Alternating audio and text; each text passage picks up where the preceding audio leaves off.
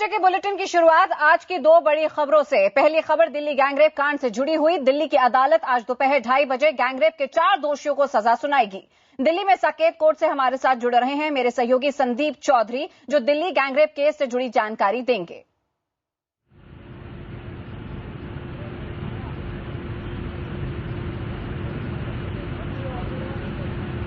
शुक्रिया तेजस्वी। हम जिला अदालत के बाहर खड़े हैं और पीछे अदालत की कार्रवाई जारी है, लेकिन जिस बात का इंतजार पूरे देश को है, सजा के ऐलान का इंतजार है।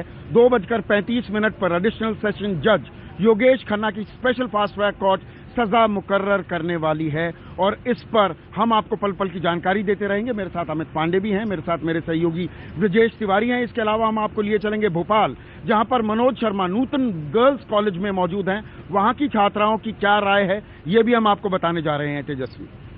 और दूसरी बड़ी खबर जुड़ी है गुजरात के मुख्यमंत्री नरेंद्र मोदी की ताजपोशी से। इस खबर पर नजर बनाए हुए हैं मेरी सहयोगी स्मिता शर्मा, जो कि इस वक्त बीजेपी मुख्यालय पर मौजूद हैं।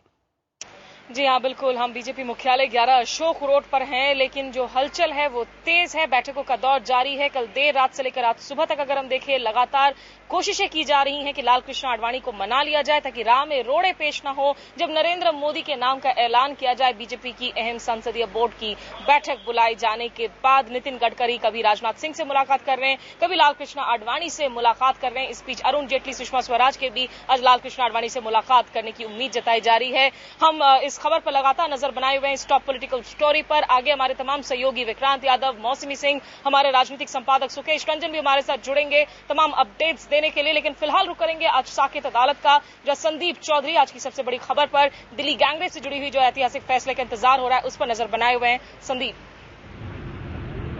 बिल्कुल स्मिता, और 10 सितंबर को यह फैसला आया था। 8 महीने 25 दिन का इंतजार करना पड़ा था देश को। फैसला आया था, चारों आरोपियों को दोषी करार दिया था एडिशनल सेशंस जज योगेश खन्ना ने। 11 सितंबर को जिरह हुई कि क्वांटम ऑफ पनिशमेंट, सजा कितनी हो इस बाबत, और आज फैसला आने वाला है। यहां पर मैं कुछ खास बातें इस केस के बारे में अपने दर्शकों को बता दूं।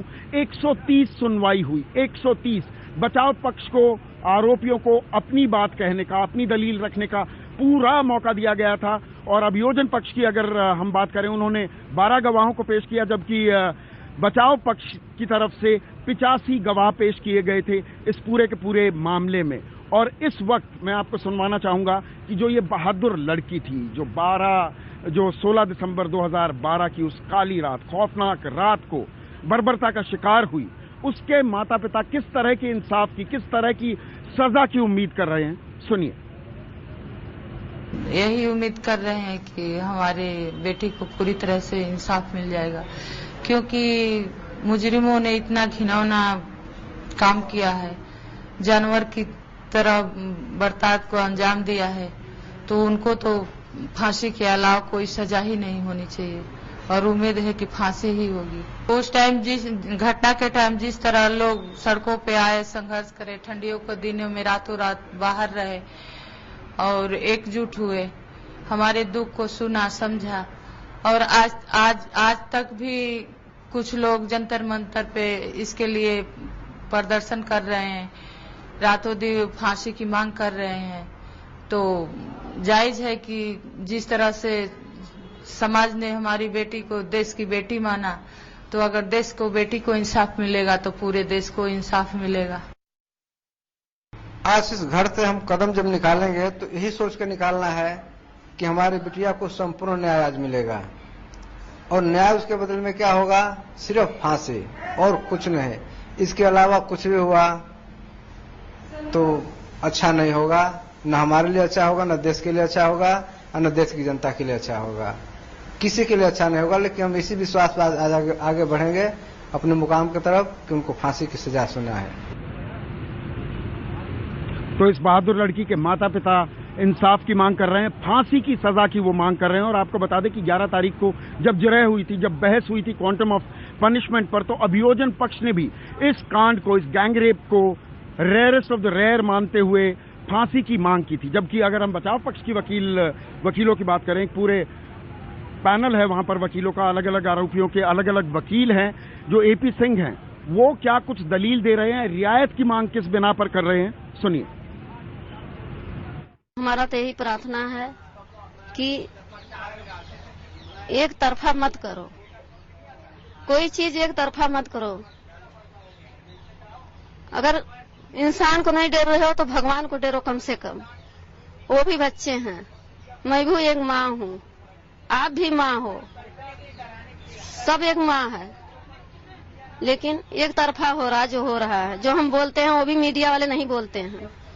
हमारी बात कहीं नहीं सुनी जाती। हम इंसान नहीं है, हम आदमी नहीं है, हमारा कोई जीने का अधिकार नहीं है। क्यों नहीं है बताओ? यही कि हम गरीब हैं।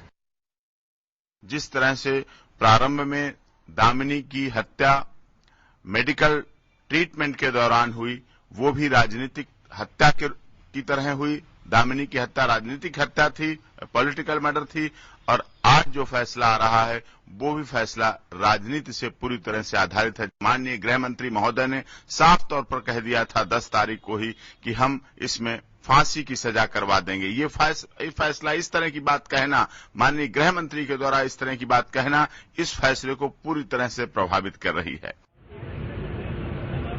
तो बचाव पक्ष के वकील तमाम तरह की दलीलें दे रहे हैं। राजनीतिक दबाव की बात की जा रही है, हम पर भी लानत थोपी जा रही है कि मीडिया ने बहुत ज्यादा बढ़ा चढ़ाकर इस केस की कवरेज की है। इसके अलावा उन्होंने जो गरीबी है, जो इकोनॉमिक स्टेटस है इन चारों दोषियों का, उसकी भी बात कही है, और बदलाव की, रिफॉर्म की जो गुंजाइश अभी बच जाती है, इस तरह के भी तर्क दिए जा रहे हैं। लेकिन 10 तारीख को, 10 सितंबर को फैसला आ गया था, चारों आरोपियों को दोषी करार दिया गया था, और इन पर जो धाराएं लगी हैं वो बहुत ही संगीन हैं, बहुत ही गंभीर हैं।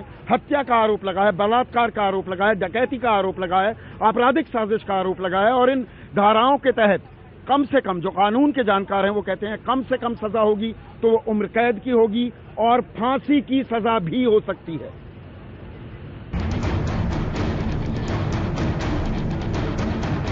16 दिसंबर 2012 को दिल्ली में चलती बस में 23 साल की निर्भया के साथ जिस तरीके से वहशियाना गैंगरेप हुआ और उसके साथ यौन टॉर्चर, उसने पूरे देश को झकझोर दिया। अपराध के उस तरीके से लोग हैरान थे। उस हैरानी, उस गुस्से की झलक फास्ट ट्रैक कोर्ट के फैसले में नजर आई, जब निर्भया के 4 गुनहगारों को कोर्ट ने बलात्कार, हत्या, अपहरण और आपराधिक साजिश की 13 धाराओं के तहत दोषी करार दिया। आरोपी मुकेश दोषी, आरोपी विनय शर्मा दोषी, आरोपी पवन गुप्ता दोषी, आरोपी अक्षय ठाकुर दोषी। जिन 13 धाराओं के तहत चारों आरोपियों को दोषी करार दिया गया है, उनमें कम से कम उन्हें उम्र कैद की सजा तो तय है, लेकिन बहुत उम्मीद है कि दोषियों को फांसी की सजा हो। चारों को जिन 13 धाराओं में दोषी करार दिया गया है, उनमें अहम है धारा 302 यानी हत्या की धारा। इसमें उम्र कैद से फांसी तक की सजा है। धारा 376 2G यानी गैंगरेप, इसमें 10 साल से लेकर उम्र कैद की सजा है। धारा 377 यानी अप्राकृतिक यौनाचार, इसमें 3 से 10 साल की सजा का प्रावधान है। धारा 307 यानी हत्या की कोशिश, इसमें 10 साल कैद की सजा है। धारा 394 यानी लूट और चोट पहुंचाना, इसमें 10 साल कैद है।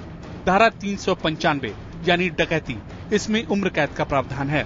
120B आपराधिक साजिश, 3 साल की सजा। इसके अलावा अदालत ने आरोपियों को सबूत नष्ट करना, डकैती का माल बरामद करना, चोट पहुंचाने की नीयत से अपहरण करना, चोट पहुंचाना जैसी धाराओं में भी दोषी करार दिया है, जिनके तहत 3 साल से लेकर 10 साल की सजा का प्रावधान है। लेकिन अदालत ने इन चारों आरोपियों को 396 यानी डकैती के बाद हत्या की धारा में दोषी नहीं माना है। बावजूद इसके कानून के जानकार मानते हैं कि आरोपियों को सख्त सजा ही मिलेगी। हो सकता है कोर्ट उस अंदाजे से क्योंकि समाज में ग्रेविटी बढ़ रही है, फ्रीक्वेंसी बढ़ रही है, तो कोर्ट हो सकता है सख्त सजा सुनाना चाहे, वो कोर्ट के ऊपर डिपेंड करता है। गौर से सुनिए साकेत के सेशंस जज योगेश खन्ना के कलम से निकले ये शब्द, जो ये संकेत देते हैं कि उन्हें सख्त से सख्त सजा दी जाने वाली है।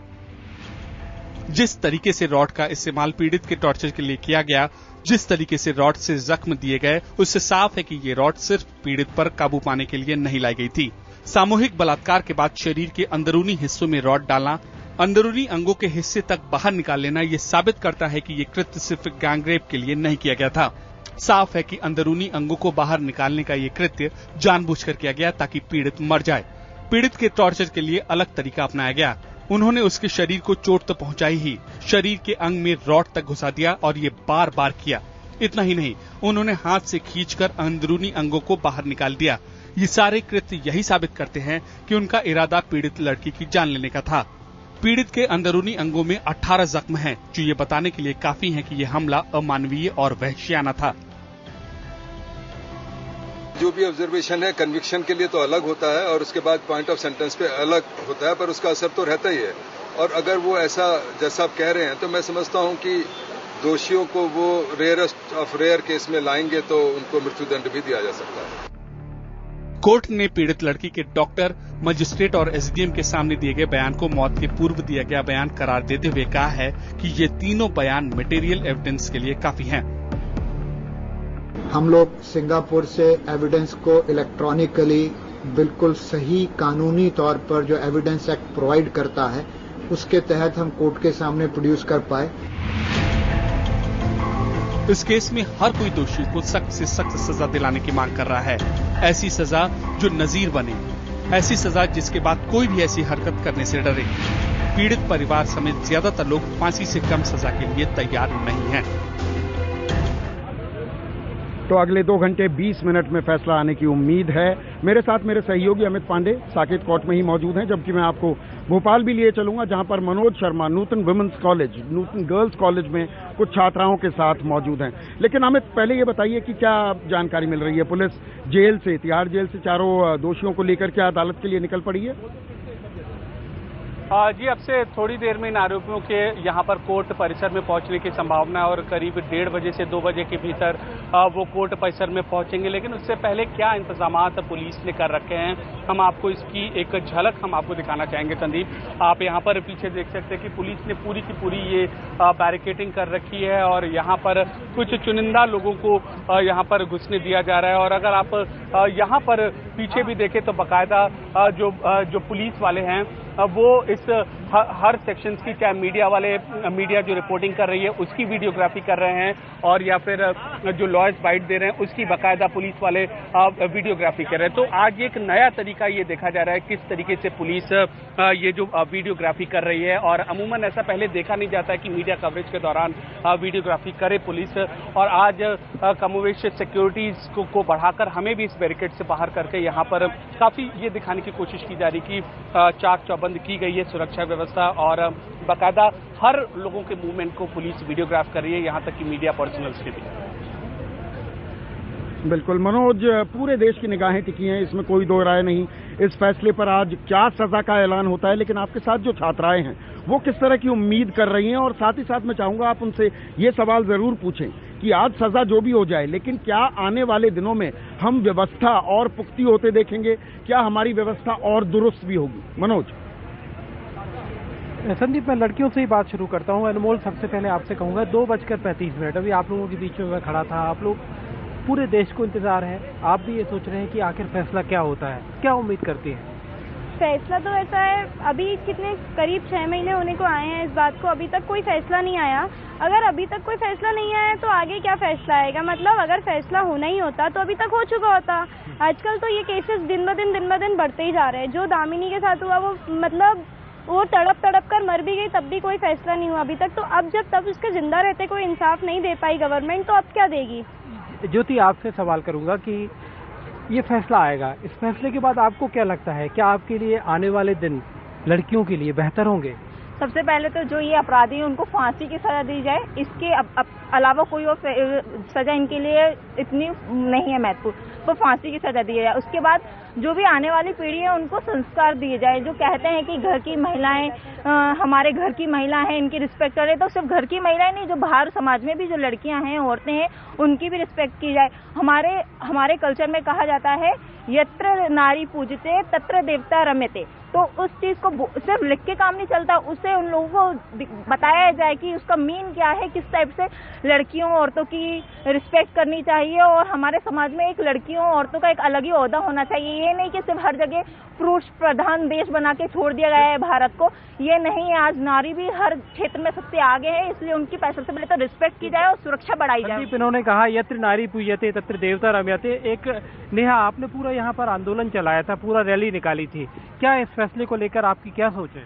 मैं इस फैसले से अलग हटके पहले एक बात बताना चाहूंगी कि ये जब केस हुआ उसके बाद भी इंडिया में बहुत सारे ऐसे केसेस आए हैं। ऐसा तो है नहीं कि वो एक मात्र था और उसके बाद अगर ऐसा लॉ बना है तो लोगों में डर आया है।